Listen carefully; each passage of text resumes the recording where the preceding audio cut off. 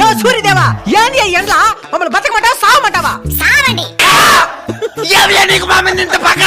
నాకు ఎవరి మీద పగ ఉండదు నాయనా, నా ధర్మం నేను నిర్వర్తిస్తున్నాను. ఏది నీ ధర్మమో? మమ్మల్ని చంపేసేదా?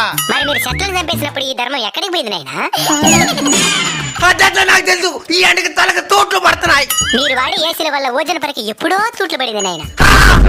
ఎండ ఎక్కువగా ఉంది, ఏసీ 2 పాయింట్లు పెంచు అని అంటారు గానీ ఎండ ఎక్కువగా ఉంది 2 చెట్లు పెంచుదామని ఏ రోజైనా అనుకున్నారా? అంటే అది చెరువులు కూడా ఎండిపోతున్నాయి సామి. నీళ్ళుండాల్సిన చెరువులో నిలువెత్తి బోడాలుంటే ఎవరేం చేస్తారు నాయనా? అడవులు కూడా ఎండిపోతున్నాయి సామి. మరి అక్కడే కదా నేను అపార్ట్మెంట్లు కట్టాల్సిందే. సామి ఈ ఎండ నుంచి బయటపడేదానికి ఏదైనా మార్గం చెప్పు సామి. వృక్షో రక్షిత రక్షిత.